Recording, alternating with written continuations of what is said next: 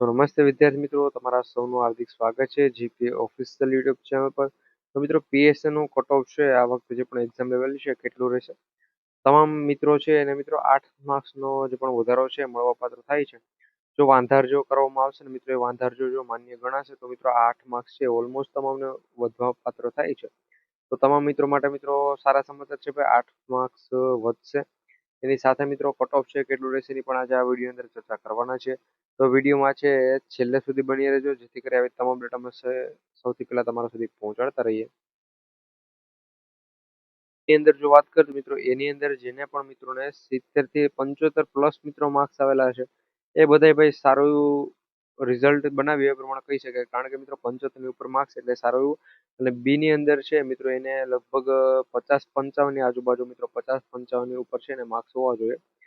બાકી ઓલમોસ્ટ મિત્રો પેલા તો હું તમને એ જણાવું કે જેની લેખિત પેપર જે પણ છે લખાણ વાળા એ કેટલા માર્ક્સ છે તમારે ચેક કરવામાં આવશે. મિત્રો 115 થી લઈ મિત્રો આ ઓફિશિયલ એક આંકડો એક ટ્વીટ ની અંદર માહિતી આપેલી છે એ પ્રમાણે 115 થી 120 ની વચ્ચે મિત્રો જેને પણ માર્ક્સ છે અથવા તો આના ઉપર જેને પણ માર્ક્સ થતા હશે એ બધાના મિત્રો જે પણ છે એ પેપર ચેક કરવામાં આવશે.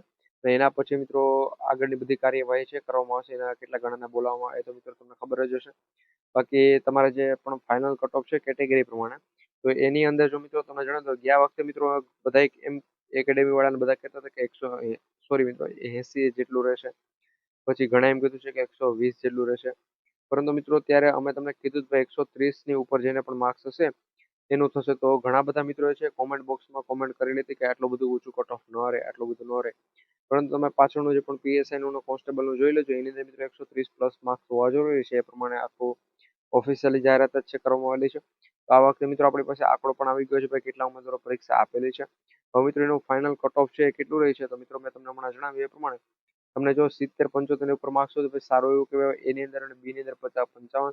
બાકી જો તમે 115 થી લઈને 120 સુધીના માર્ક્સ તમને થતા હોય તો મિત્રો તમારું જે પણ લેખિત એક્ઝામનું પેપર છે એ ચેક કરવામાં આવશે.